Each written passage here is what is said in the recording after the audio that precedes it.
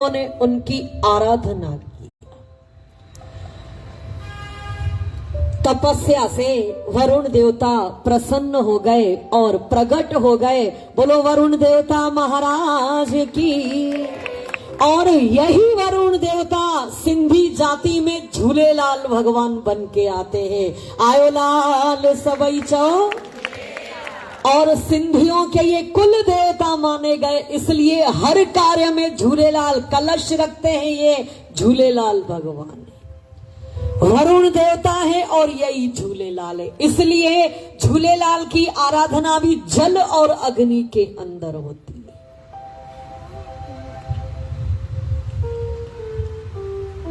गौतम क्या चाहते हो मांगो, मैं प्रसन्न हूं तुम पर। बोले हे देवता, प्राणी मात्र के लिए, उनके सुंदर रक्षा के लिए आप जल की वृष्टि करें।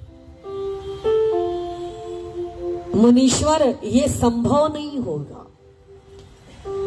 क्योंकि इस समय हम देवताओं की गोष्ठी में और भी वृष्टि नहीं करने का एक योजना है, इसलिए मुझसे ये संभव नहीं होगा। लेकिन एक कार्य कर सकता हूं, अगर वर्षा नहीं करूंगा तो मैं तुम्हें कुछ अक्षय जल प्रदान कर सकता हूं। इसके लिए तुम एक गड्ढा खोद दो। सूत महाराज कहते हैं, ऋषिश्वरों, गौतम ऋषि ने एक हाथ भर का खड्डा खोदा और वरुण देवता प्रसन्न होकर उस गड्ढे को अक्षय जल से परिपूर्ण कर देते हैं और आशीर्वाद देते हैं। मुनीश्वर, समाज की भलाई के लिए, तुमने परोपकार के लिए, दया के कारण ये सुंदर कार्य किया है। आज से सुंदर ये जल गौतम गंगा के नाम से कहलाएगा। क्या कहलाएगा? गौतम गंगा। और इसका जल सदैव अक्षय रहेगा, जितना निकालते जाओगे और आता जाएगा। ये कभी खाली नहीं होगा, अक्षय जल से रहेगा और समस्त जीवों की सुंदर प्यास को बुझाएगा, जीवों के कार्य आएगा। और इस जगह पर जो भी मनुष्य अपने पितरों के निमित्त श्राद्ध करेगा और भजन करेगा, पूजन करेगा, दान करेगा, जप करेगा, जो कुछ भी करेगा उसको यहाँ पर अक्षय फल प्राप्त हो जाएगा। इसलिए जब जब काल सर्प दोष कुछ भी होता है, आप कहां जाते हो पूजन करने? त्रयंबकेश्वर। और उसी जगह पर वो पंडित ब्राह्मण देवता, क्योंकि उस जगह पर जो कुछ होम, तप, दान और ग्रह जनित बाधा कुछ भी होता है, वो वहां पर दूर हो जाता है। वरुण देवता अंतर ध्यान हो गए और गौतम ऋषि ने सुंदर बड़े प्यार के साथ अपने शिष्यों को चहु जगह भेज दिया। सबको बुलाओ, आओ और कहो हमारे इस आश्रम पर जल की उत्तम व्यवस्था। स्वार्थी किसी को भी अपने सुंदर वर की, धन की, किसी प्रकार की अच्छाई की सूचना नहीं देगा, लेकिन जो निस्वार्थी है वो क्या सोचता है? प्राणियों में सद्भावना हो और विश्व का कल्याण।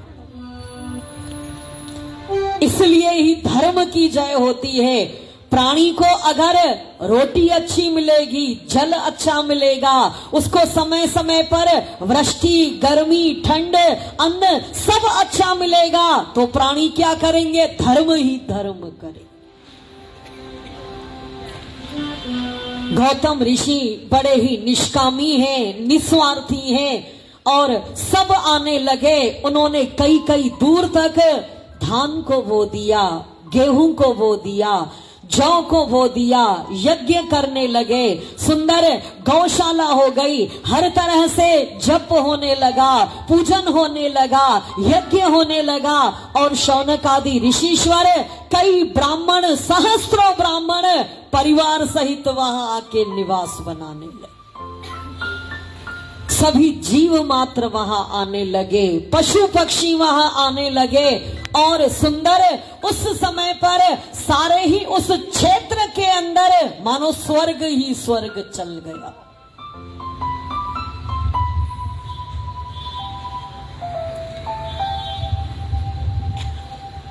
एक बार शिव की सुंदर माया, उनकी ही लीला,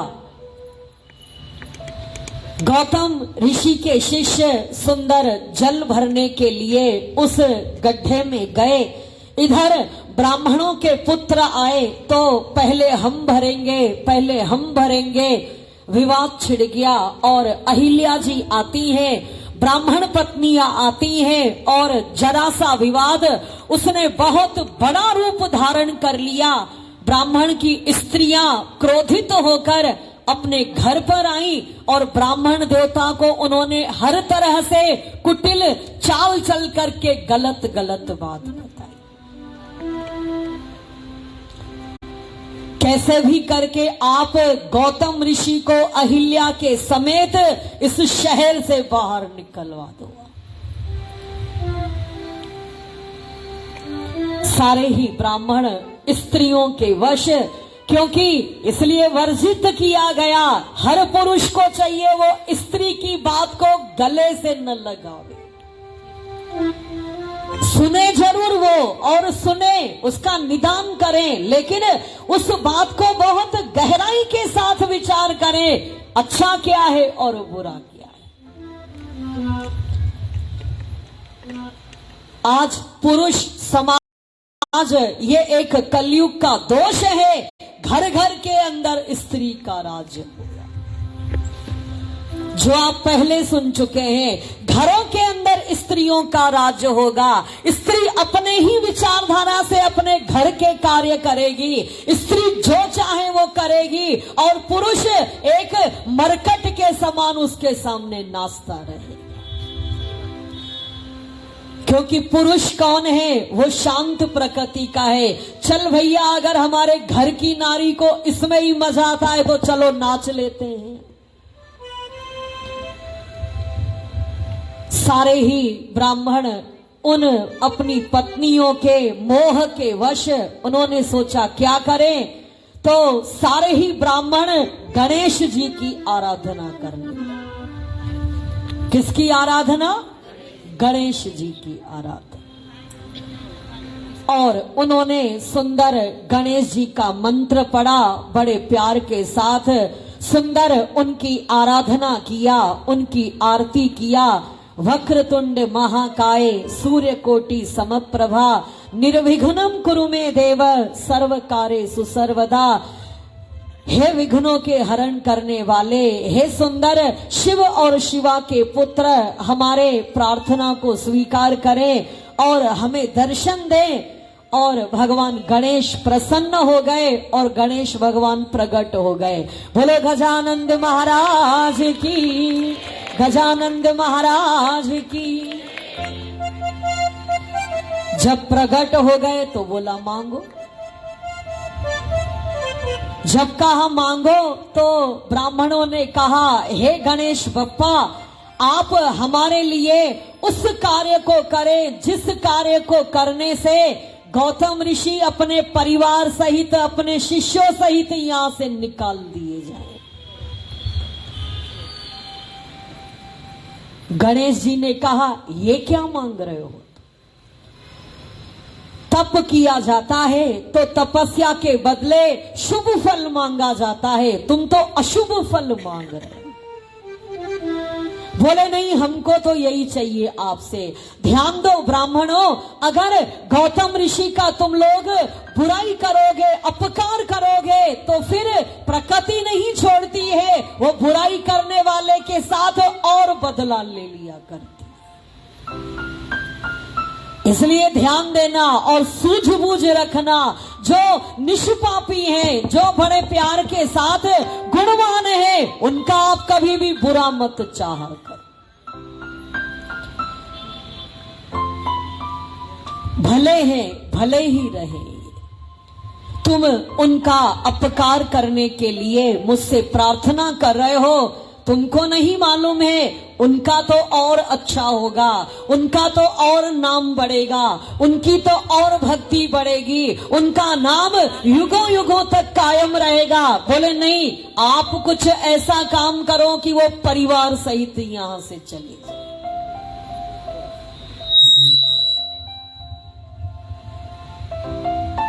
गणेश जी ने कहा फिर जैसा होगा तुम लोग समझ लेना।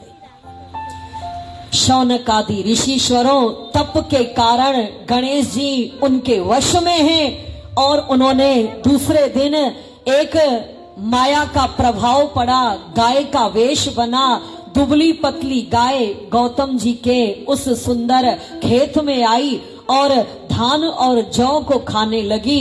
गौतम ऋषि भी आए, उन्होंने केवल एक धान का तिनका उठाया और उसे भगाने लगे और उसी समय गणेश जी की ऐसी माया, गाय वहीं पर ही मर जाती। सब निकल के आ गए। ब्राह्मण, उनकी पत्नियां, उनके बच्चे सब आ गए और चिल्लाने लगे, गौ हत्या का पापी है, इसने गाय को मारा है। गौ हत्या सबसे बड़ी हत्या है, गौ हत्यारे का दर्शन करना भी पाप होता है। निकल जाओ यहां से तुम, चले जाओ यहां से तुम। जब तक गौ हत्यारे का पाप दूर नहीं होगा, हमको यहाँ पर पितरों के निमित्त यज्ञ, देव यज्ञ कुछ भी करने का एक पुण्य नहीं मिलेगा। तुम चले जाओ। स्त्रियों ने भी चिल्लाया, दुर्वचन कहे, हर तरह से उनको डांटा और फटकारा। गौतम ऋषि ने कहा ये हुआ तो आखिर कैसे हो। अपनी पत्नी अहिल्या से कहा, देवी लगता है विधाता मेरे विपरीत हो गया, आज मेरे द्वारा ये गौ हत्या ये अच्छा नहीं है। मैं तो किसी एक चींटी और मकोड़े को भी नहीं सताता हूँ, फिर आज इतनी बड़ी गौ हत्या मुनि के अंदर बड़ा ही एक प्रायश्चित हो जाता है, क्या होगा। सब चिल्लाते हैं, निकलो यहां से, निकलो यहां से। कुछ पत्थर मारने लगे, क्योंकि सब उनकी ये पूर्व नियोजित एक चर्चा। तब गौतम ऋषि अपनी पत्नी अहिल्या और शिष्यों के साथ वहां से कुछ दूर निकल गए। फिर भी ब्राह्मणों ने कहा, गौ हत्या का पाप तो लगा ही रहेगा, अच्छा तो आप बताओ ये पाप दूर कैसे होगा। ब्राह्मणों बोले, ऐसा है, या तो आप यहां पर गंगा को प्रकट और रोज 108 शिवलिंग बनाओ पार्थिव, उनका पूजन करो। ब्रह्मगिरी पर्वत की 108 परिक्रमा करो, गंगा में नहाओ, फिर आपका ये गौ हत्या का पाप दूर होगा। अहिल्या सहित उन्होंने सुंदर ब्रह्मगिरी पर्वत की परिक्रमा किया। ओम नमः शिवाय, ओम नमः शिवाय। कोई भी परिक्रमा चर्चा करते हुए नहीं की जाती है। जहां पर भी अगर हम सत्कर्म पर जाते हैं, सत्संग पर जाते हैं, तो हमें पग पग पर हरि नाम का जाप करते, तो हमें उस सत्कर्म का पूर्ण फल प्राप्त होता है। ओम नमः शिवाय। ब्रह्मगिरी पर्वत की परिक्रमा किया, सुंदर उन्होंने 108 शिवलिंग बनाए, उनका पूजन करते हैं। एक वर्ष बीत गया और एक बार भगवान शंकर अपने परिवार सहित वहां प्रकट होते हैं। बोलो शंकर भगवान की, शंकर भगवान की। और बड़े प्यार के साथ गौतम जी ने दर्शन किया। वर मांगो पुत्र, क्या चाहिए। ऋषिश्वर, जो तुम कहोगे वो वर मांगो। तो गौतम ऋषि रो करके कहने लगे, प्रभु मुझे निष्पाप बना दीजिए, क्योंकि गौ हत्या का पाप इतना बड़ा है, मुझे निष्पाप बना दो। भगवान शंकर कहने लगे, मुनीश्वर तुम तो निष्पाप ही हो शुरू से। तुमने तो कभी स्वप्न में भी पाप नहीं किया है, तुम निष्पाप हो और जो तेरा दर्शन करेंगे वो भी निष्पाप हो जाए। ये तो सब ब्राह्मणों ने तेरे साथ दुराचार किया है, गलत व्यवहार किया है, गलत काम किया है। अब तुम्हारी जो हत्या का उन्होंने तुम पर बोझ दिया है, अब गौ हत्या का पाप उनको लगेगा। वो नरक के अंदर जाएंगे, उनको मानसिक संताप भोगना पड़ेगा। भगवान शंकर कहते हैं, और ऋषीश्वरों, शिव की वाणी कभी झूठी नहीं जाती, क्योंकि शिव कर्म फल के दाता है। गौतम ऋषि ने हाथ जोड़े, भगवान आप इस तरह से मत कहो उनके लिए, क्योंकि उन ब्राह्मणों की कृपा से ही आप मेरे सामने खड़े हुए। अगर वो हमें दुर्वचन न कहते थे, आप कैसे मिलते थे? आप उनके कारण ही हमें आपका दर्शन प्राप्त हुआ है। भगवान और प्रसन्न हो गए। धन्य हो मुनि, धन्य हो, चलो और वरदान मांगो। बोले ऐसा है भगवान, गंगा को यहां पर आप प्रकट करो, क्योंकि ये शिव की ही शक्ति है, शिव के ही जटाओं में गंगा है। गंगा जी को यहां प्रकट करो। और उसी समय भोले बाबा ने गंगा जी से कहा, आवाहन किया, और गंगा जी उनके सामने साकार रूप में खड़ी हो जाती हैं। बोले गंगा मैया की। और बड़े प्यार के साथ गौतम ऋषि ने प्रणाम किया है शिव को और गंगा को। गंगा जी ने हाथ जोड़े, भगवान क्या आज्ञा है? बोले तुम यहीं पर ही बहो, सतयुग के आने तक, कलयुग के अंत तक। बोले ऐसा है, मैं अकेली नहीं रहूंगी यहाँ पर, तुम निष्पाप तो कर दूंगी गौतम ऋषि को, लेकिन अकेली नहीं रहूंगी, मेरे साथ आप भी यहाँ पर रहो। भोले बाबा ने कहा एवं मस्त। ऋषीश्वर बड़े प्रसन्न हुए, अब गंगा भी रहेंगी और गंगाधर भी रहेंगे। और उसी समय सारे ही देवता, सारे ही तीर्थ, सारे ही सुंदर सिद्ध सब आ जाते हैं। और सुंदर गौतम जी ने सबको प्रणाम किया है। सारे देवताओं ने गंगा जी को प्रणाम किया।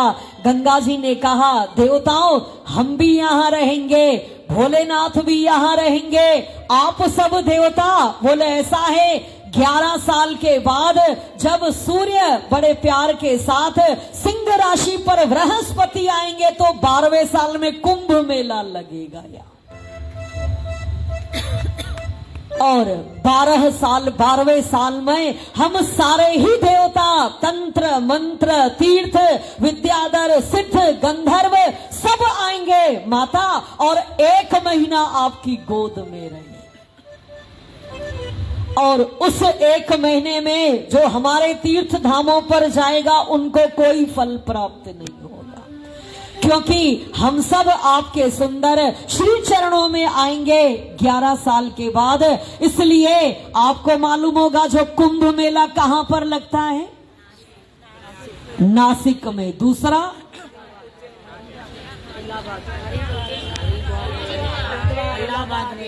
हरिद्वार, तीसरा उज्जैन, और चौथा पक्का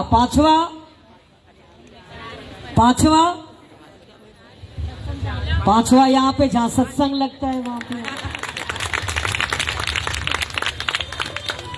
ये आप आसान मत समझना जो आप यहाँ पर बैठे हो। आज हम लोग सब भोले बाबा के सब हम लोग बेटा कहो, बेटी कहो, दास कहो, गण कहो, जो है सब, आज हम लोग सब कैलाश पर्वत पर बैठे।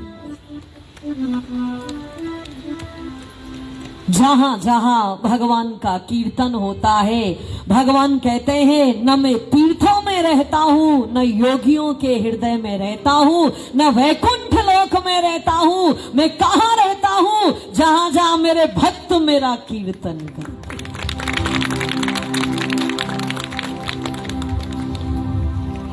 आज तक भी सुंदर वो प्रथा, वो सुंदर देवताओं का एक आशीर्वचन चला आ रहा है। हर 12वें साल सुंदर वहां पर कुंभ का मेला लगता है। समस्त साधुगण, शिष्यगण, हर धाम, सब पुरियां सब वहां पर आते हैं। और भगवान उसी समय सब देवता चले गए। भोले बाबा वहां 3 रूप से विराजमान हो और उनका एक नाम पड़ा गंगा का, गोदावरी माता। बोलो गोदावरी माता की। जो त्रयंबकेश्वर में है वो गौतमी गंगा जो गड्ढा बना हुआ है, और जो नासिक में है वो माता गोदावरी है गंगा जी का ही स्वरूप। और बड़े प्यार के साथ शिव विराजमान है 3 रूप से। त्रयंबकेश्वर, 3 ईश्वर वहां पर, ब्रह्मा, विष्णु और महेश। सबने भगवान की जय जयकार मनाई और भगवान का नाम पड़ा त्र्यंबकेश्वराय, त्र्यंबकेश्वराय, हर हर भोले नमः शिवाय। सब बोलो ओम नमः शिवाय, ओम नमः शिवाय, ओम नमः शिवाय, ओम नमः शिवाय, ओम नमः शिवाय, ओम नमः शिवाय, ओम नमः शिवाय, ओम नमः शिवाय, ओम नमः शिवाय, ओम नमः शिवाय। हरे हरे बोले नमः शिवाय। बोलो त्र्यंबकेश्वर महादेव की।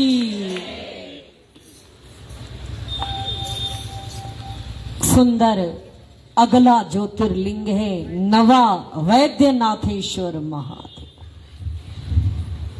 जो बड़े प्यार के साथ आज वर्तमान में झारखंड, देवघर, बिहार के अंदर, पहले यहाँ का नाम चिता भूमि था, जहां पर ये कहा जाता है, अभी हम गए थे थोड़ा समय पहले, तो चिता भूमि नाम क्यों पड़ा?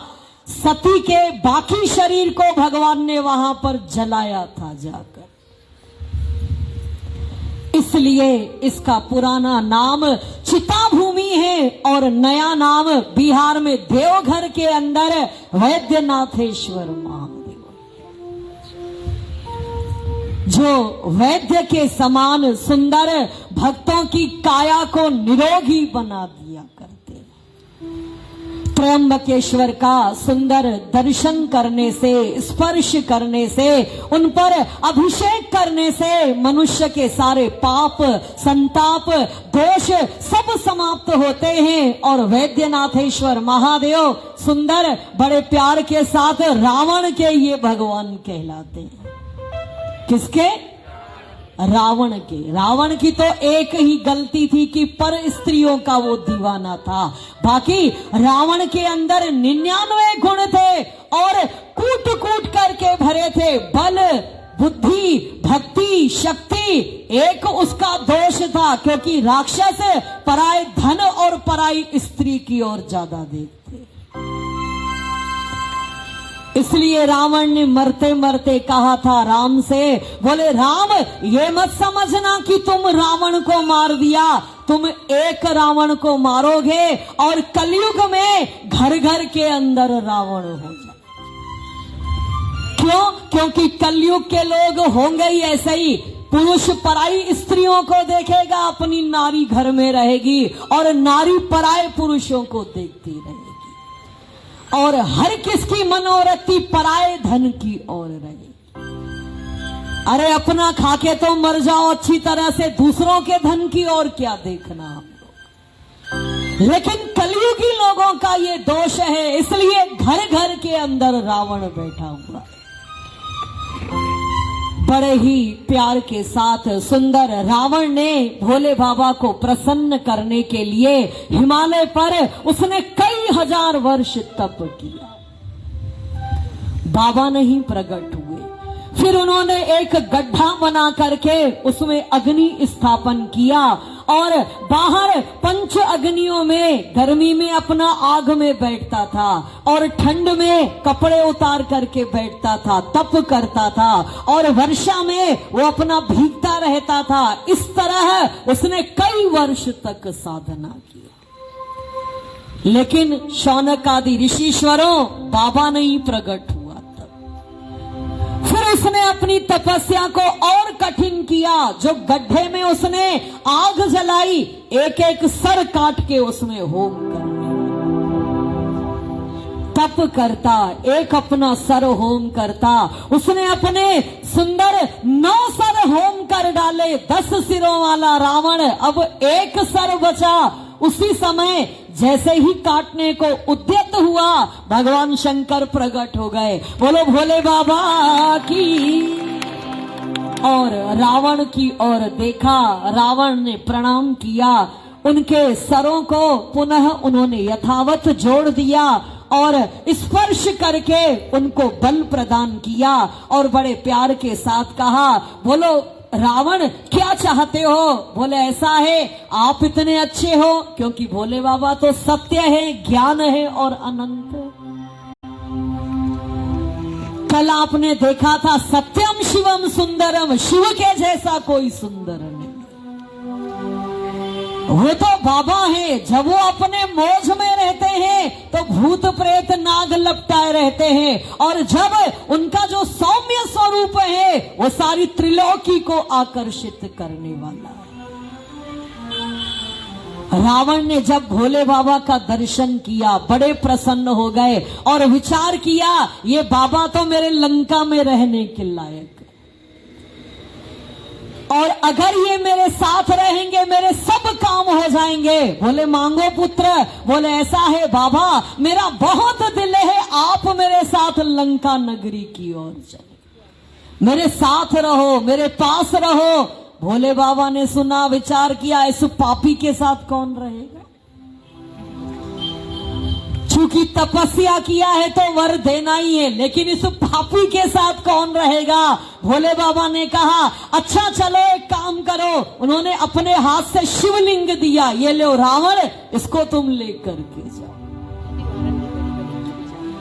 तो भी भोले बाबा की मर्जी है, हम शिवलिंग रूप में भी वहां नहीं जाए। ध्यान रहे रावण, इसको नीचे मत रखना धरती पर, अगर इसको धरती पर रख दोगे ये वहीं पर ही स्थापित हो जाए। बोले ना, आप चिंता नहीं करो, अरे हम बलवान है बहुत, हमें जरूरत ही नहीं है, ध्यान रहे हमने तुम्हें इशारा कर दिया।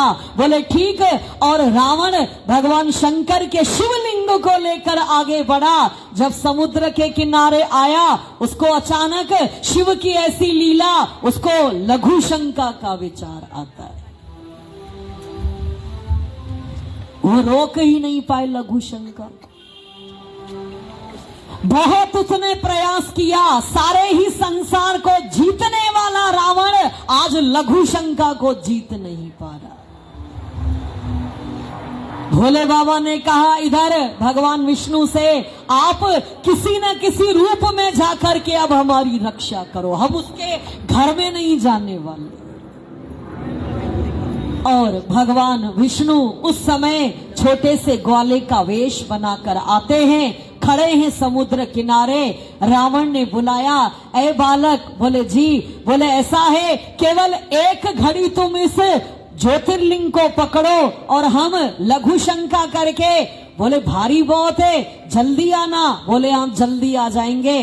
और बड़े प्यार के साथ रावण लघु शंका करने लगा। शिव की ऐसी माया, लघु शंका, इतना उसको मूत्र हुआ, सारा तालाब भर गया वहां। तब उस समय इस सुंदर ग्वाले ने क्या किया, वहीं पर ही रख दिया भगवान। जब वहीं पर ही रख दिया, रावण आए और देखा ग्वाला अदृश्य और भगवान वहां पर उठाने का प्रयास किया, लेकिन शिव अंदर ही होते चले जा रहे हैं। और उसने अपनी भुजाओं से उठाया, लेकिन भोले बाबा और अंदर होते चले जा रहे हैं। रावण थक गया और आखिर में गुस्से में उसने क्या किया, भोले बाबा को 2 थप्पड़ मारा। जब 2 अंगुलियों से ऐसे उन्होंने चांटा लगाया, आज भी वैद्यनाथेश्वर पर 2 अंगुलियां रावण की छपी हुई है।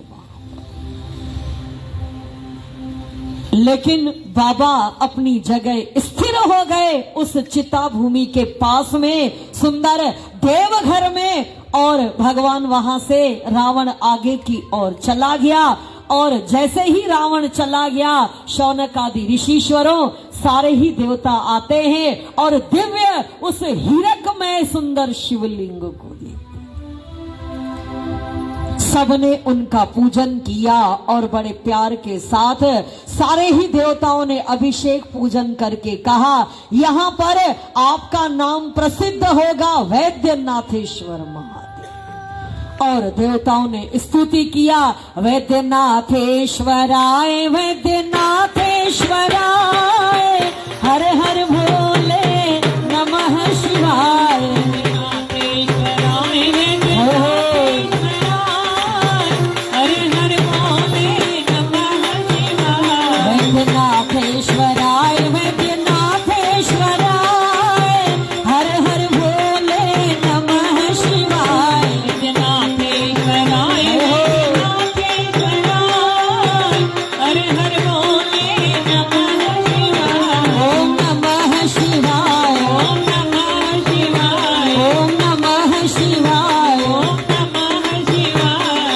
वैद्यनाथेश्वर बाबा की।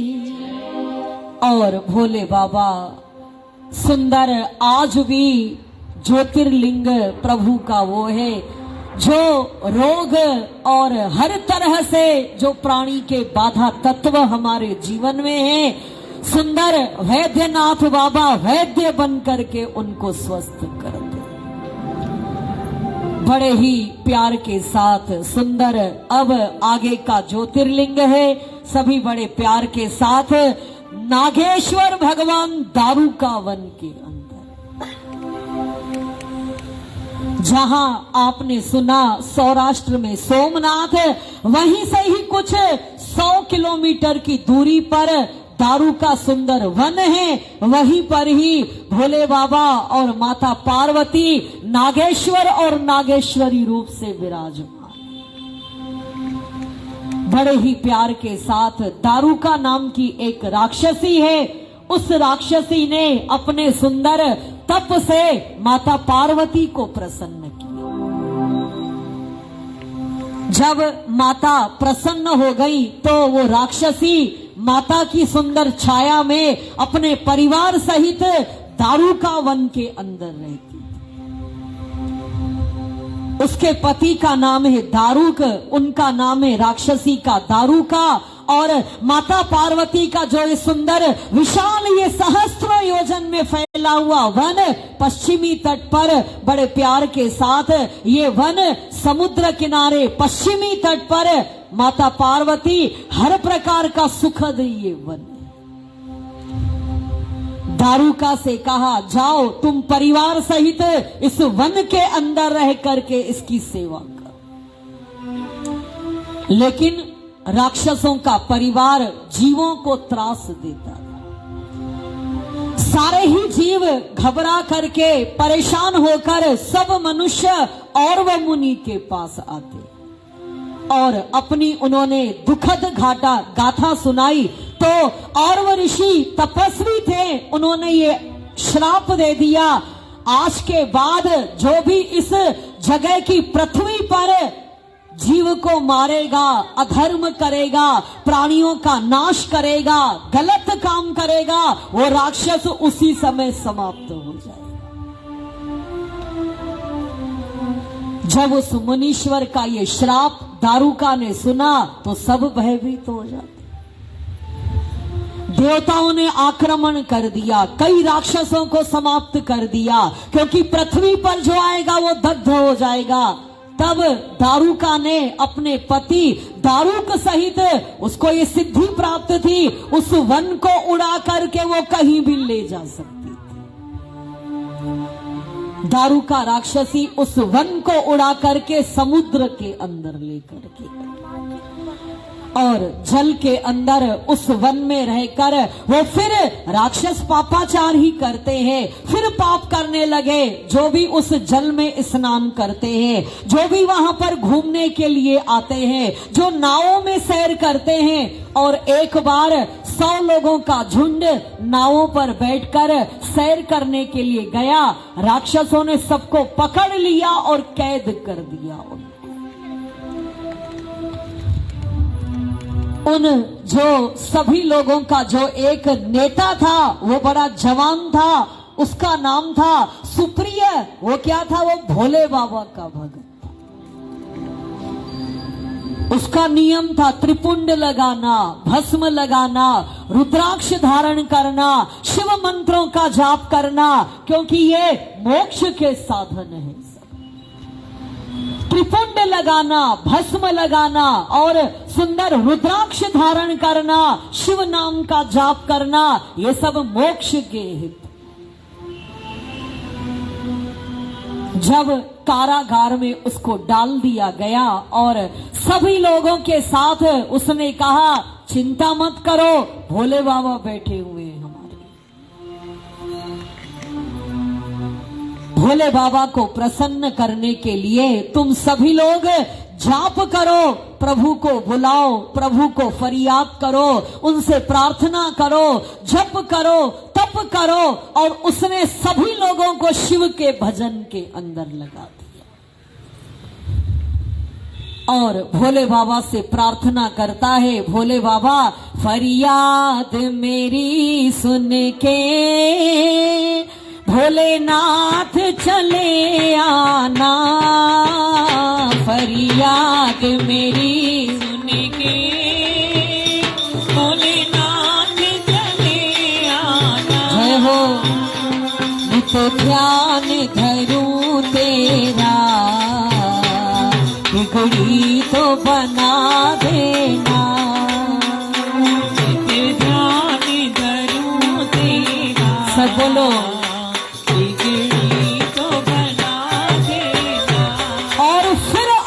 ध्यान से सुने। रक्षक हमारा शिव है, जन्म देने वाला, मरण सुधारने वाला, हमारे सारे जीवन का एक वही सच्चा हमारा साथी है शिव। इसलिए भूलना मत कभी भी उसको, उनको पकड़ के रखो भगवान को सदा। अगर हमारे हाथ में कुछ पकड़ होगी, जो आप सुन रहे हो, विपत्ति के समय वो पकड़ा हुआ धन काम आए। विपत्ति के समय संसार का धन भी हमारा साथ छोड़ देता है, लेकिन हमारी आत्मा का धन वो साथ नहीं छोड़ता है। शिव हमारी आत्मा है, शिव हमारा परम धन है, शिव ही हमारा सर्वस्व है। और आज उस जवान की पकड़ में शिव है, उसने सबको लगा दिया, सब भोले बाबा का भजन करो। और बड़े प्यार के साथ, नित ध्यान धरूं तेरा, बिगड़ी तो बना देना। नित ध्यान धरूं तेरा, सब बोलो, बिगड़ी तो बना देना।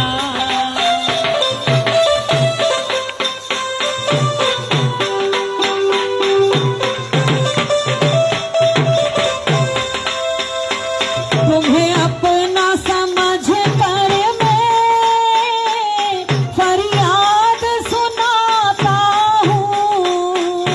तुम्हें अपना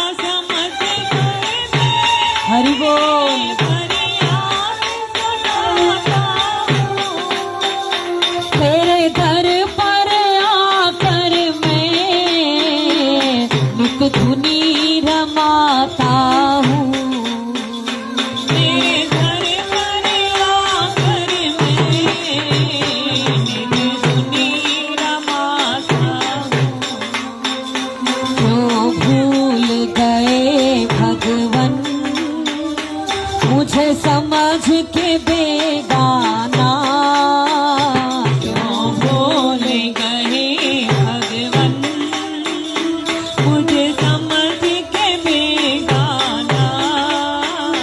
हित ध्यान धरूं तेरा, बिगड़ी तो बना देना। नित ध्यान धरूं तेरा, बिगड़ी तो बना देना। मेरी नाव भंवर डोले, तुम ही तो खिवैया हो।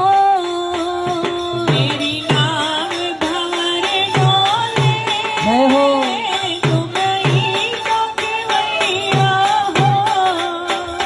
जग के रखवाले हो, तुम ही तो कन्हैया हो।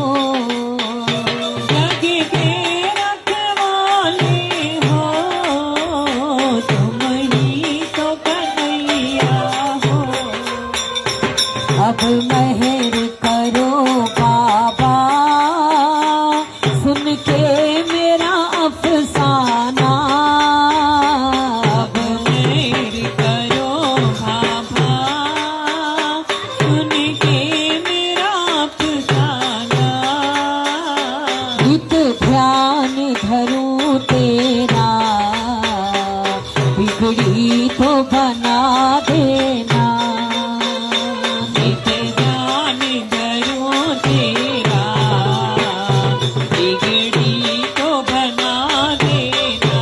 प्रभु को ही बुलाता है। और एक दिन शिव प्रेरणा से दारुक के राक्षसों ने, मित्रों ने देख लिया। सबने उन पर हमला किया तलवार लेकर के, और सभी प्रभु को बुलाते हैं, हे नाथ रक्षा करो, रक्षा करो। शौनक आदि ऋषीश्वर, शिव तो सर्वव्यापक है। और उसी समय बड़े प्यार के साथ एक बिल में से वो बाहर निकल, जैसे पेड़ों के अंदर जो बिल रहते, विवर रहते हैं, उसमें से वो निकले बाहर और प्रकट हो गए। बोलो शंकर भगवान की। और सुंदर उसी के साथ ही अचानक एक सुंदर मंदिर प्रकट हुआ। चहु ओर से दरवाजे हैं और बीचों बीच सिंहासन पर शिव विराजमान है, ज्योतिर्लिंग में परिवार सहित। और सभी खड़े हो गए और भगवान शंकर ने अपने हुंकार मात्र से सारे ही राक्षसों को उन्होंने समाप्त कर डाला। और शिव वहां पर बड़े प्यार के साथ बैठ गए। बोले ऐसा है, मांगो क्या चाहते। सबने प्रभु को हाथ जोड़े और भगवान ने बड़े प्यार के साथ वरदान दिया, आज के बाद सुंदर मैं इसी मंदिर के अंदर निवास करूंगा। और इस द्वारिका वन के अंदर ब्राह्मण, क्षत्रिय, वैश्य, शूद्र सब निवास करेंगे, क्योंकि अभी तक राक्षस ही यहाँ रहते थे। सब निवास करेंगे और बड़े प्यार के साथ जो अपने धर्म कर्म का पालन करके इस सुंदर दर्शन को प्राप्त करेगा, नागेश्वर महादेव को दर्शन करने के बाद उसको सुंदर राजसी सुख प्राप्त होगा, वो चक्रवर्ती राजा बनेगा। इस तरह से जब उनको वरदान दिए, उसी समय दारुका राक्षसी घबरा करके माता पार्वती की शरण में आई। बोले ऐसा है, हमारे परिवार की रक्षा करो, केवल अब हम पति पत्नी बचे हैं, और अगर भोले बाबा ने हमको भी समाप्त कर डाला, क्योंकि ये स्थान राक्षस विहीन हो जाएगा। तो माता पार्वती ने कहा तुम घबराओ मत, तुम भी यहीं पर ही रहोगी। और उनको आश्वासन दिया। और उसी समय भोले बाबा के साथ महादेवी प्रकट होती है। बोलो उमापति महादेव की। और भोले बाबा से कहा मेरा भी वचन सत्य हो, वो मेरी प्रियसी है, मेरी प्यारी है, मेरे ही सुंदर अवलंब पर वो रहती है, इसलिए ये भी यहाँ पर रहेंगे, इनका परिवार भी रहेगा, आपके भी भक्त रहेंगे। तो चलो तुम अपने भक्तों के लिए रहो तो हम भी अपने भक्तों के लिए नागेश्वर और नागेश्वरी बन के रहेंगे। और आप जब यहाँ पर जाएंगे तो आज भी वहां पर नाग और नागिन का जोड़ा चढ़ाया जाता है। दर्शन किस किस ने किया है नागेश्वर का और वैद्यनाथ का, त्रयंबकेश्वर का? वैसे तो त्रयंबकेश्वर के लिए सबको ही हाथ उठाना चाहिए भाई, सब लोग। त्रयंबकेश्वर तो हमारे पास में बड़े प्यार के साथ शिव वहां पर नागेश्वर और नागेश के रूप में स्थापित हैं। जो भी भक्त सुंदर उनका दर्शन, अभिषेक, पूजन करता है उनको राजाओं के जैसा सुख प्राप्त होता है। और सभी ने जय जयकार मनाई। शिव नागेश्वराय, शिव नागेश्वराय, हर बोले नमः शिवाय। शिव नागेश्वराय, शिव नागेश्वराय, हर हर बोले नमः शिवाय। ओम नमः शिवाय, ओम नमः शिवाय। ओम नमः शिवाय, ओम नमः शिवाय। ओम नमः शिवाय। ओम नमः शिवाय। बोलो नागेश्वर महादेव की। अगला ज्योतिर्लिंग है रामेश्वरम, सेतुबंध रामेश्वर। जो सुंदर हमारा दक्षिण भारत का किनारा है, समुद्र श्रीलंका तक, जहां से सुंदर ये प्रारंभ होता है सेतु बंध, जहां से सेतु का बंध किया गया, पुल बनाया गया, उसी के ही सुंदर समुद्र तट पर स्थित है रामेश्वर महादेव। बोलो रामेश्वर बाबा की। और बड़े प्यार के साथ स्वयंभू ने, श्री नारायण ने राम बन करके आए हैं और भोले बाबा को स्थापित किया। सुग्रीव, हनुमान, नल, नील, अनेक हजारों बंदर, लाखों रीछ सब हैं, केवल मनुष्य रूप में राम और लक्ष्मण है।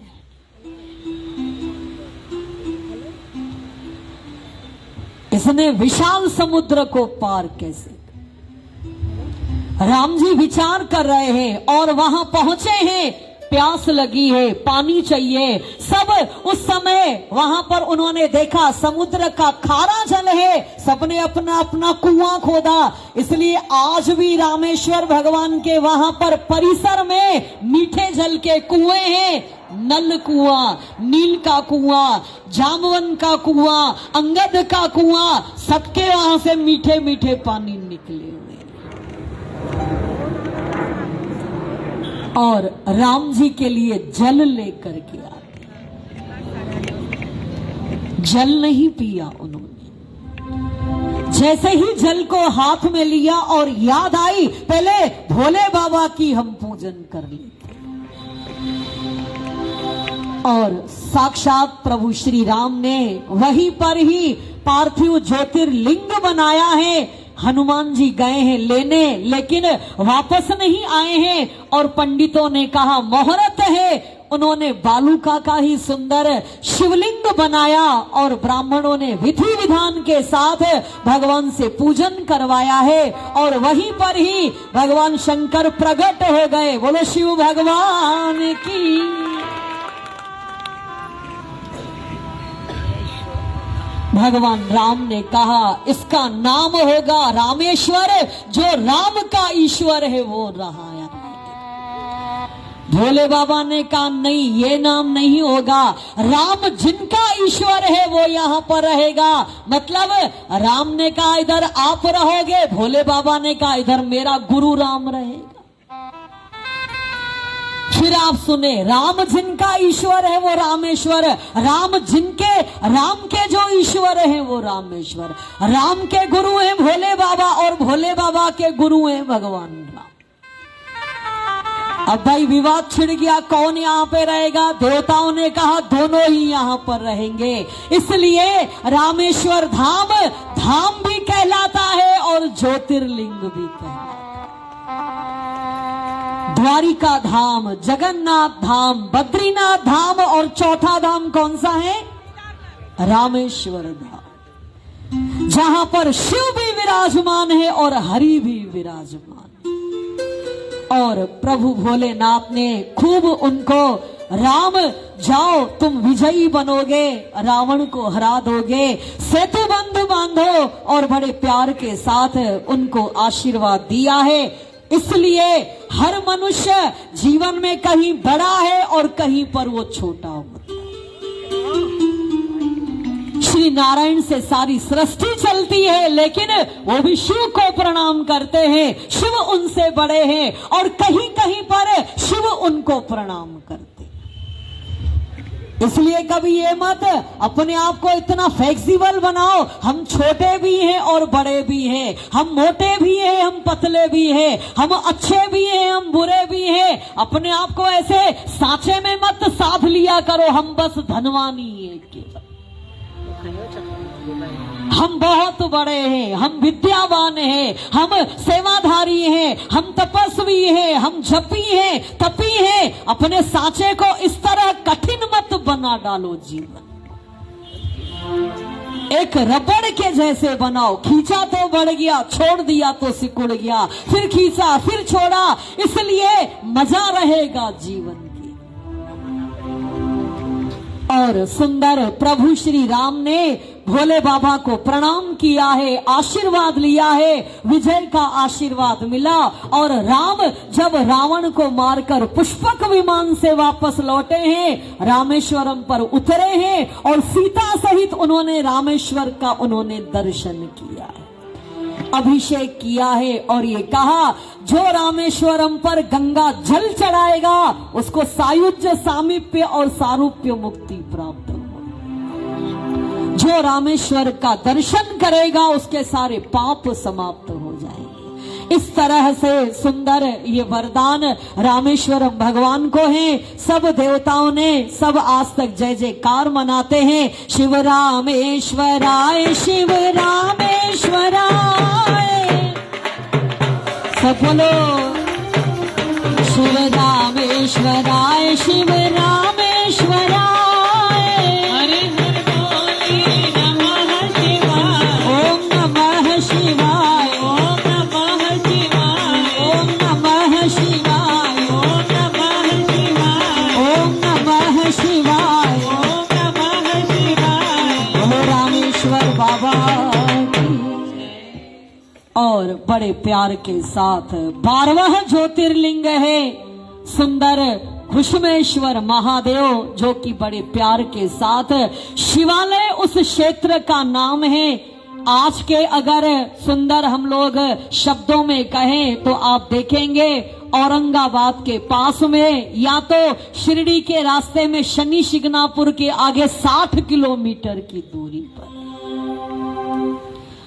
और उस सारे ही क्षेत्र का नाम शिवालय है आज तक। वहीं पर ही भगवान घुश्मेश विराजमान है। घुश्मा उनकी भक्त का नाम है। भगवान अपने भक्त के नाम पर बिक जाया करता है। सुंदर बड़े प्यार के साथ भगवान के भक्त हैं। सुदेह भगवान का भक्त है और ब्राह्मण देवता, और बड़े प्यार से स्त्री का नाम सुदेहा है। दोनों ही धर्म परायण और धर्म कर्म में शिव के उपासक। कई वर्ष बीत गए, संतान नहीं हुई। तब उन्होंने अपने पति से कहा, संतान, अरे बोले चिंता मत करो, आराम से भगवान का भजन करो। बोले नहीं, समाज के लोग सब ताना लगाते, बांझ है, कुंवारी है, ये नारी ही दोष वाली है, समाज में बहुत निंदा होती है, तो कुछ करो। धर्म किया, यज्ञ किया, लेकिन संतान नहीं होती। तब सुदेहा ने अपने पति से कहा, एक काम करें। बोले हाँ, मेरी अभी बहन बैठी है जिसका नाम है घुश्मा, मेरी बहन के साथ आप शादी कर, पुत्र संतान हो जाएगी। फिर हम उसको सुंदर उपाय बतलाएंगे, शिव की कृपा होगी। बोले ऐसा है, अभी तो तुम्हें अच्छा लग रहा है, और जब विवाह हो जाएगा, संतान हो जाएगी, फिर स्त्री के अंदर एक सौतिया डाह उत्पन्न होता है। बोले बहन से कौन सा सौतिया डाह? तो ठीक है, चलो, उसने अपनी बहन के साथ उनका विवाह करवा दिया और उसकी बहन अपनी बड़ी बहन की खूब रानियों के जैसे सेवा करती थी। बड़ी बहन ने कहा नियम बनाओ, रोज 101 पार्थिव शिवलिंग बनाना और उनका पूजन करना 16 उपचार से, फिर तालाब है उन तालाब में उनका विसर्जन करना। बोले ठीक है, प्रातः काल उठ करके ये नियम, और उस नियम का पालन करने से शिव के कृपा से सद्गुण संपन्न, शोभा संपन्न पुत्र प्राप्त हुआ और दोनों पति पत्नी उस पुत्र के साथ, पुत्र बड़ा हो गया, विवाह हो गया, लेकिन अब सुदेहा के अंदर सौत के प्रति एक डाह जागृत, क्योंकि इन विकारों का कोई भरोसा नहीं है। हम लोग विकारों से ही जन्म लेते हैं, भले आप कितना कहो गुस्सा नहीं आएगा पर कभी न कभी आ जाएगा। लोभ नहीं है, कभी न कभी लोभी हो जाएंगे। हमारी ममता नहीं है, कभी न कभी ममता कहीं न कहीं जरूर हो जाएगी। राग नहीं, द्वेष नहीं, अहंकार नहीं, ये सब ऐसे शत्रु हैं जिन शत्रुओं को लेकर के हमारा जन्म। शिव की ही कृपा हो तो सब दूर हो जाता है। और सुदेहा के अंदर जब डाह उत्पन्न हुआ, उसने उस सोए हुए अपने पुत्र को उस समय कुल्हाड़ी से अंग अंग उसका काट दिया। सारी शैया पर रक्त, कटे फटे अंग, और जितने वो अंग उठा सकी आधी रात में उठा लिए, और उसने जिसमें वो पार्थिव सुंदर विसर्जन करती थी शिवलिंग, उस तालाब में जाके डाल दिया। घर आई, सो गई आकर के, प्रातः काल हुआ। भुष्मा का नियम है, शिवलिंग बनाए 101, पूजन कर रही है। पति भी अपने कार्य कर रहा है, वो भी उठी। इधर जब उनकी बहू उठी तो देखा ये क्या सुंदर, मेरे पति रक्त रंजित अवस्था के अंदर आधे अंग है और आधे अंग नहीं है। चिल्लाना शुरू किया और सुदेहा भी विलाप करने लगी। लेकिन भुष्मा, उसने विचार किया पहले मेरा शिव पूजन पूरा हो जाए और बाद में देखेंगे। जब उसका शिव पूजन पूरा हुआ और मालूम चला पुत्र कहीं गायब हो चुका है, कुछ अंग यहाँ पड़े हैं, उसने विचार किया, भोले बाबा को प्रणाम किया। सब जन्म देने वाले, मारने वाले, हर मणियों को पिरोने वाले और उस धागे को तोड़ने वाले सब तुम ही हो शिव भगवान। ये तो एक कहा जाता है, ये हमारा पुत्र है, ये घर है, सबके सुंदर, ये सारा संसार तुम्हारे अंदर पिरोया हुआ है। कोई बात नहीं, पुत्र तुमने दिया, ले लिया, जो तेरी मर्जी, देना हो तो दे देना। और सुदेहा अपने अंदर एक भरोसा रख करके भगवान के चरणों में, तेरे भरोसे मेरी गाड़ी, तू जाने तेरा काम जाने, तेरे भरोसे मेरी गाड़ी, तू जाने तेरा काम जाने, तेरे भरोसे मेरी गाड़ी, तू जाने तेरा काम जाने, तेरे भरोसे मेरी गाड़ी, सब बोलो। तू जाने तेरा काम जाने। और हर भक्त को चाहिए इस स्थिति की। चूंकि कथाएं हैं, कथाओं का मतलब ये, इसको इस तरह हम लोगों के सामने भी ऐसे दुख आते। कभी जवान बेटा मर जाता है, कोरोना में तो कितने लोग मर करके चले गए। बहुत सारे ऐसे दुखद प्रसंग आते हैं और उनसे उनके जो रिलेटेड हैं, हम देखते हैं आज वो भी सब मानसिक रोगी हो गए हैं। कुछ हमारे ही सुंदर भक्त परिवार से तो उनका पति गुजर गया, वो आज तक हम देखते हैं वो स्त्री अभी तक भी अपने सुध बुध के अंदर नहीं आई। ये इस तरह से परिस्थितियां आती हैं, संसार है, ये चक्र ही कुछ ऐसा है। लेकिन भक्त को चाहिए वो सारी जिंदगी भर भरोसे और धीरज का धन इकट्ठा करे। कोई बात नहीं, सब तू ही तू है, तेरा शुक्रिया है।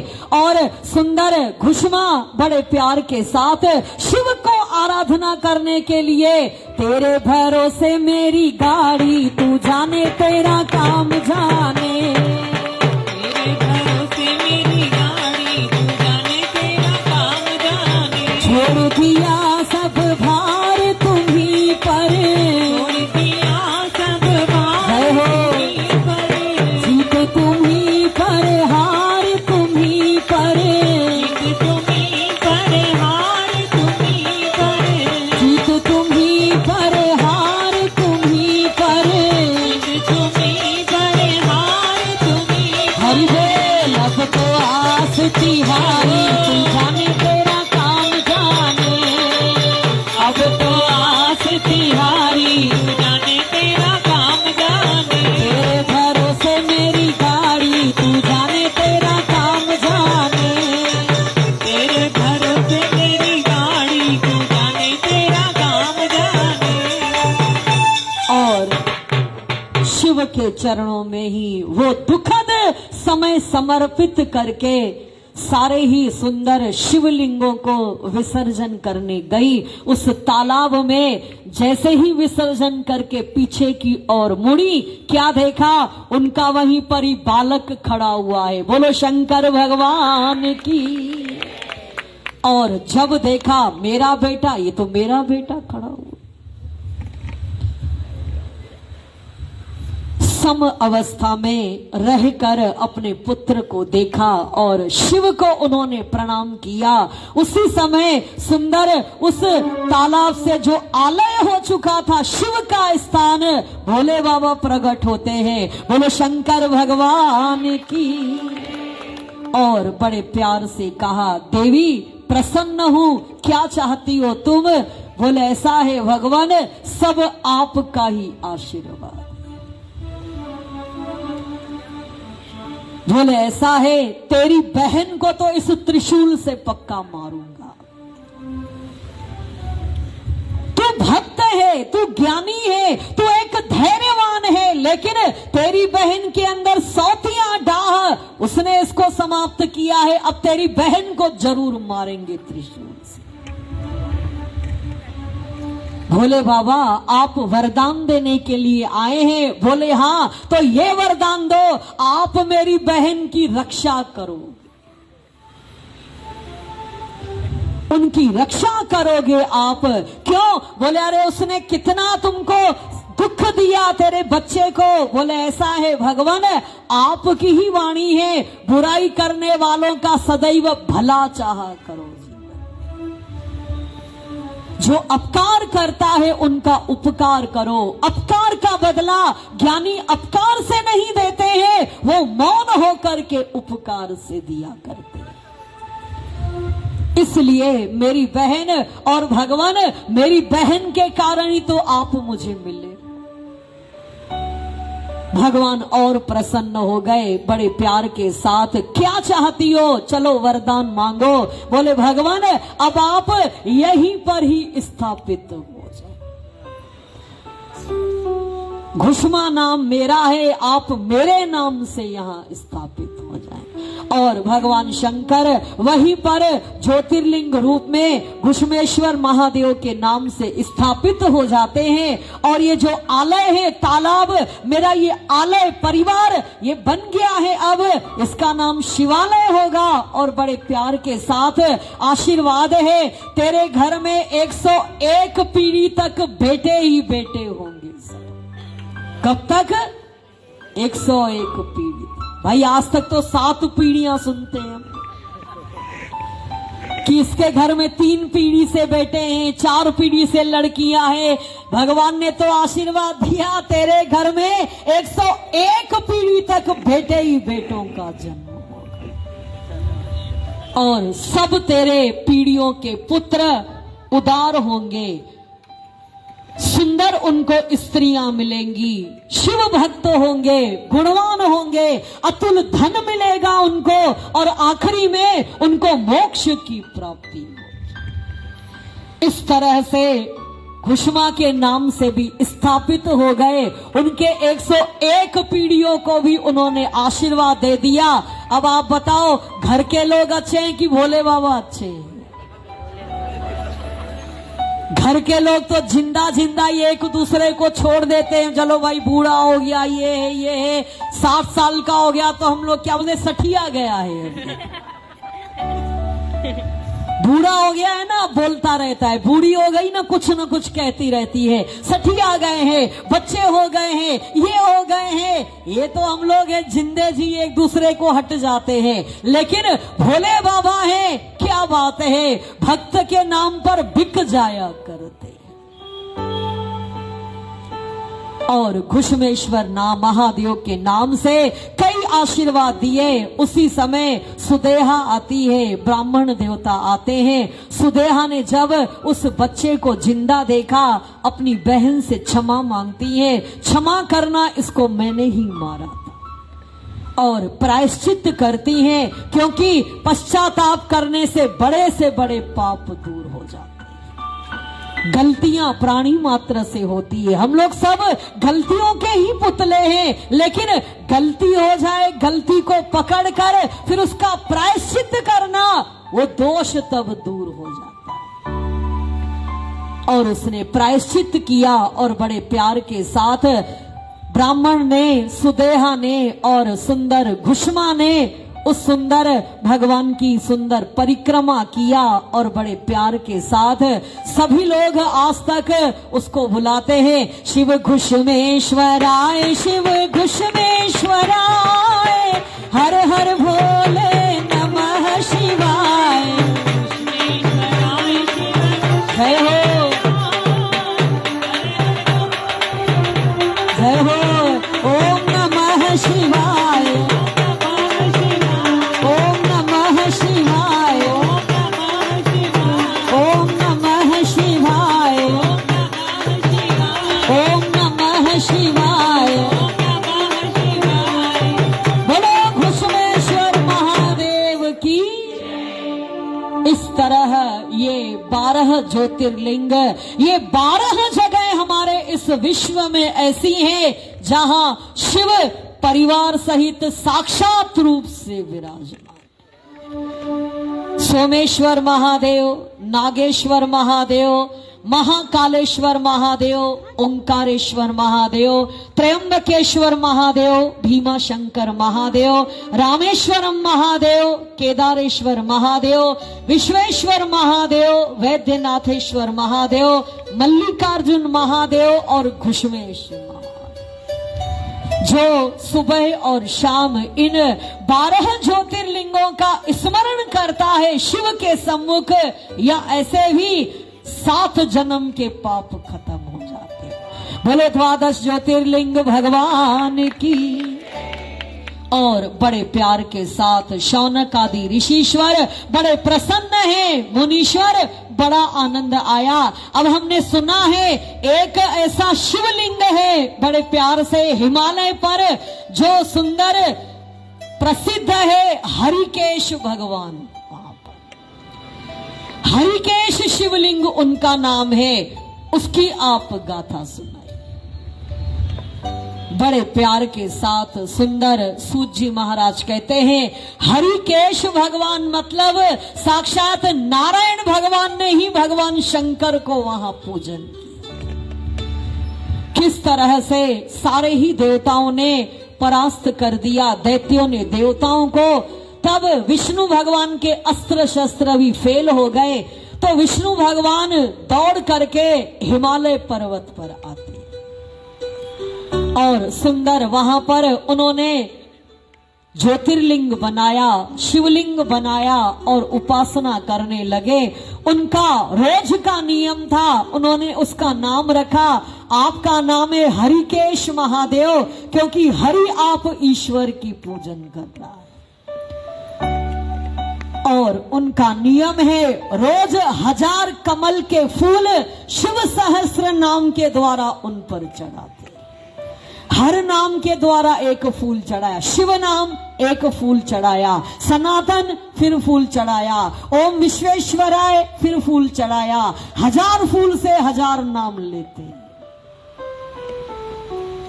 काफी समय बीत गया। एक बार भोले बाबा उनकी भक्ति की परीक्षा लेने आए। जैसे ही उन्होंने बड़े प्यार के साथ शिव नाम कह करके पुष्प चढ़ाए, एक पुष्प गायब हो गया। तो पता कैसे पड़ा? अभी शिव का एक नाम बाकी था। एक पुष्प गायब कमल का। अब भगवान विष्णु ने सोचा ये तो हमारा अनुष्ठान खंडित हो गया। सारी पृथ्वी उन्होंने खोज डाली, एक कमल का फूल, लेकिन नहीं मिला उनको कहीं पर। क्या करूं? अब विचार किया तो उन्होंने कहा चलो, सब मेरे नेत्रों को ही कहते हैं। विष्णु के नेत्र कमल के जैसे हैं। कैसे हैं? कमल के जैसे, नील कमल के जैसे। तो चलो आज अपने कमल सदृश नेत्र को उन्होंने अपना नेत्र निकाला और शिव पर चढ़ाया। उसी समय भगवान हरिकेश प्रकट होते हैं। बोलो हरिकेश्वर भगवान की। और हरि को तो उन्होंने पूर्ववत स्वस्थ कर दिया और बड़े प्यार के साथ मांगो श्री हरि। बोले ऐसा है, सब अस्त्र शस्त्र में परास्त हो गए। अब बोले ऐसा है, ये लो सुदर्शन चक्र हम तुमको दे रहे। जो भगवान चक्रधारी कहलाते हैं वो चक्र उनको शिव बाबा ने समर्पित किया है। ये लो चक्र भगवान नारायण, और इस चक्र के द्वारा सभी का तुम लोग नाश कर सकते हो। आप सभी का संहार करने में समर्थ रहोगे, विजयी रहोगे। ये सुदर्शन चक्र आपके लिए, आज से ये आपका आभूषण बन गया। और उस दिन से श्री हरि का एक नाम पड़ा, चक्रधारी भगवान। बोलो चक्रधारी भगवान की। और तब से विष्णु भगवान अपना चक्कर चलाते रहते हैं। तब से, क्योंकि उनको पता है चक्र अब हमारे हाथ में, सुदर्शन चक्र उनका नाम पड़ा। और वो अपना चक्कर, उनका चक्कर परोपकार के लिए है, भलाइयों के लिए है। और बड़े प्यार के साथ सुंदर आशीर्वाद दिया। तब भगवान विष्णु ने उस सुदर्शन चक्र से सभी दैत्यों का संहार किया। लेकिन उस दिन के बाद उनका रोज का नियम था शिव सहस्त्र नाम बोलना और शिव का अभिषेक करना। हे सूत जी महाराज, तब भगवान शंकर ने आशीर्वाद दिया, आज के बाद जो भी मनुष्य आपके इस बोले हुए शिव सहस्त्र नाम को पढ़ेगा, उसके सारे रोग शोक दुख समाप्त हो जाएंगे। जो जिस अभिलाषा को लेकर के शिव पूजन करने के उपरांत जो सहस्त्र नामावली का पाठ पढ़ता है, उसकी मन की अभिलाषा पूर्ण हो जाती है। हर तरह के उसके दुख सब दूर हो जाते हैं, सुख प्राप्त होता है और हर तरह से उसको सिद्धि प्राप्त हो जाया करती है। और भगवान विष्णु, उनका नियम है वो रोज शिव सहस्त्र नाम का पाठ पढ़ते। इस तरह भगवान हरिकेश उनका नाम पड़ा। बड़े प्यार के साथ सुंदर कई लिंग, कई ज्योतिर्लिंग, इस तरह उनका वर्णन किया गया है। अब बड़े प्यार के साथ सुंदर उन्होंने पूछा, शौनक आदि ऋषिश्वरों ने, बोले ऐसा है, हमने सुना है कि भगवान श्री कृष्ण ने भी शिव की आराधना किया था। बोले हाँ, एक बार क्या हुआ, कृष्ण जी का विवाह हो गया। रुक्मणी, सत्यभामा, जाम्बवती, उनको रुक्मणी से भी पुत्र हुआ, सत्यभामा से भी पुत्र हुआ, लेकिन जाम्बवती से उनको पुत्र नहीं होता था। तो जाम्बवती बार बार कहती थी, भाई क्या बात है, आखिर हमें संतान क्यों नहीं हो रही है? तो भगवान द्वारिकानाथ ने कहा, तुम चिंता नहीं करो, हम हिमालय पर जाकर के तप करेंगे और सुंदर भगवान से वर प्राप्त करके आएंगे। साक्षात द्वारिकानाथ हिमालय पर जाते हैं।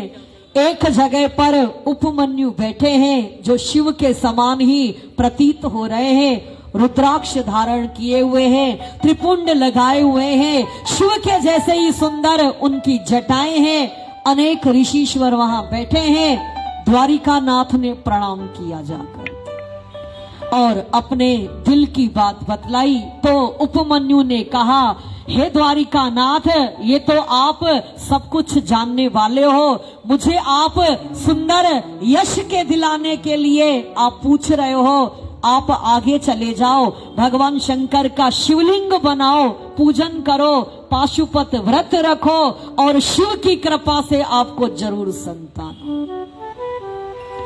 और बड़े प्यार के साथ भगवान कृष्ण शिवलिंग बनाए और 16 उपचारों से पूजन किया है और बड़े प्यार के साथ पूजन करके कई वर्ष बीत गए हैं पाशुपत्र सुंदर व्रत को करते हुए और जप तप करते हुए। भगवान कृष्ण आनंद के साथ तीनों समय पूजन करते हैं और एक दिन भगवान शंकर प्रकट हो गए। बोलो शंकर भगवान की। और बड़े प्यार से कहा, द्वारिका नाथ खूब हृदय से मिलते हैं, क्या चाहते हो? बोले आप हमारे मन के भाव को। बोले जाओ, प्रलयंकर सूर्य है जो, उसको श्राप मिला है एक मुनि के द्वारा, वही प्रलयंकर सूर्य तेरे यहाँ जाम्ब बन करके आए, तेरे यहाँ सांब बन के आएगा, जाम्बवती का पुत्र जो कि सूर्य के समान ही बड़ा ही प्रलयंकारी होगा। आशीर्वाद दिया और सुंदर समय अनुसार जाओ, तुम्हारे सभी कार्य आनंद के साथ होते रहेंगे। खूब आशीर्वाद दिया। श्री कृष्ण लौट आते हैं, उपमन्यु को प्रणाम किया।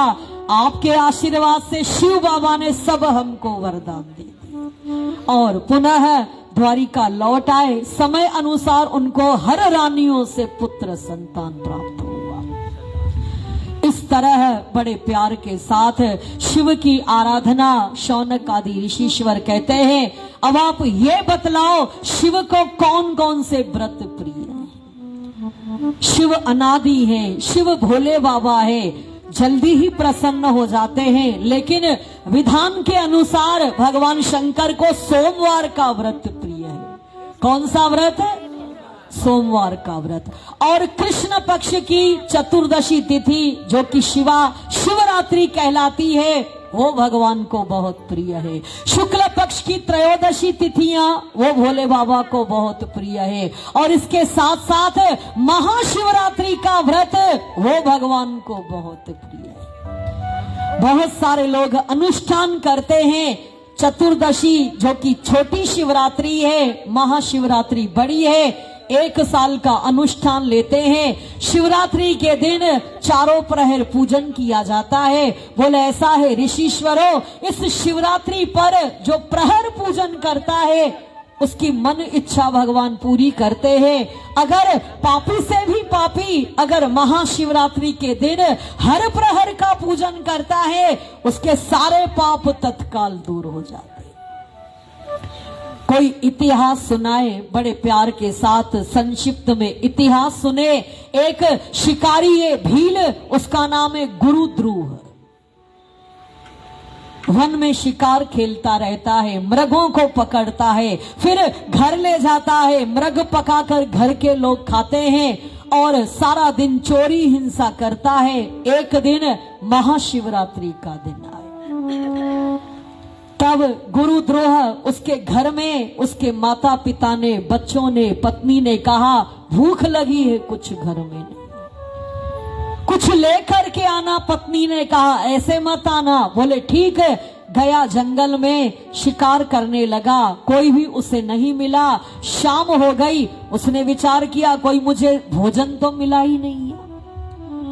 और पत्नी ने कहा है कि बिना कुछ लाए घर मत आना। तो क्या करूं, कुछ ना कुछ तो घर लेके ही जाऊं। रात्रि हो गई, उसको नहीं पता था उस दिन महाशिवरात्रि का दिन था। तब रात्रि में वो एक तालाब वहां पर था, तालाब के किनारे विल्व वृक्ष था। उसने कहा चलो पानी का लोटा भर लिया और उस पेड़ पर बैठ गया। चलो कोई भी आएगा रात्रि के समय पानी पीने, उसको मैं मार डालूंगा धनुष बाण से। और जैसे ही वो बैठा, रात्रि का पहला प्रहर प्रारंभ हुआ। एक हिरणी आती है वहां। जैसे ही देखा हिरणी आई है, उसने अपना बाण निकाला, धनुष पर लगाया, उठा। जैसे ही उठा, थोड़ा जल, पीछे शिव पिंडी थी नीचे, वो जल वहां पर गिरा, हिला। थोड़ी बेलपत्री भगवान शंकर पर चढ़ गई। भोले बाबा का पूजन प्रहर पूजा का एक पूजन हो गया।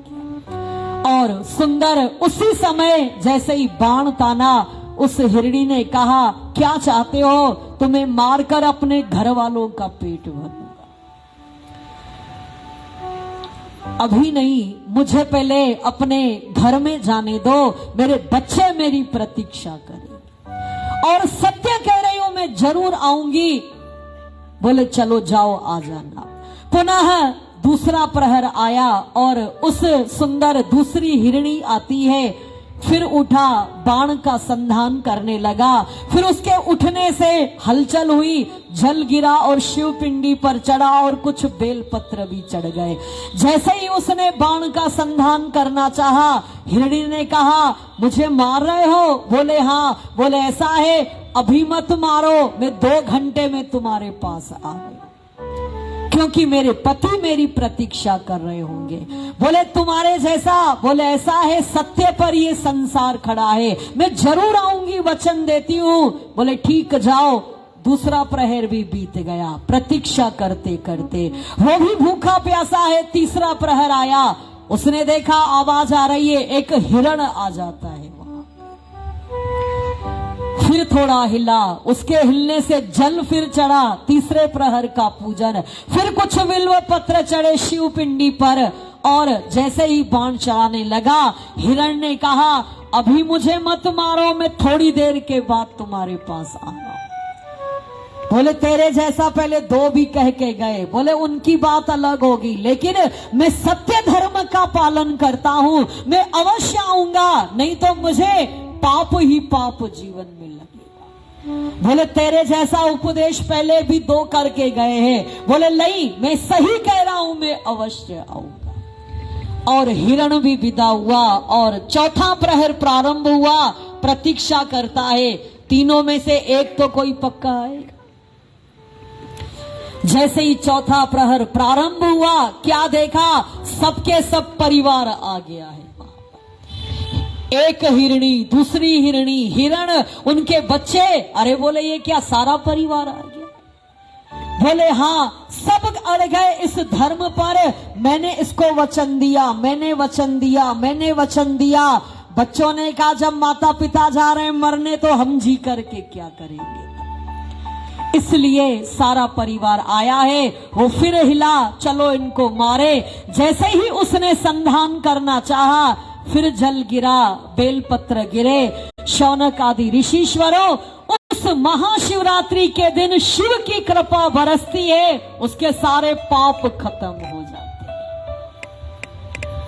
और उसने विचार किया, एक मैं हूं, मनुष्य शरीर प्राप्त करके हिंसा करता हूं, गलत काम करता हूं, मारता हूं, और एक ये पशु है जो कि पशु बन करके भी धर्म के काम कर रहे हैं।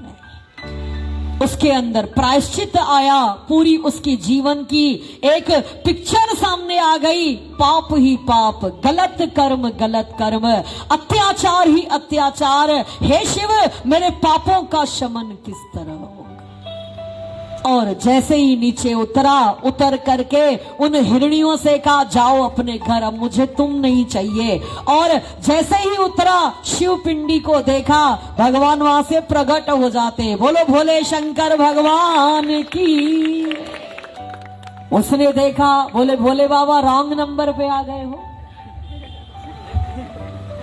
हम तो एक शिकारी, एक भील, एक जानवर जैसा जीवन, रॉन्ग नंबर। बोले रॉन्ग नंबर नहीं, राइट नंबर पर आए। बोले कैसे? अरे बोले तूने अनजाने में ही आज तुमने 4 प्रहर की पूजन कर दिया। और महाशिवरात्रि के दिन सारे दिन भर के 4 प्रहर और विशेषकर रात्रि के 4 प्रहर। हर प्रहर 3-3 घंटे के अंतराल का होता है।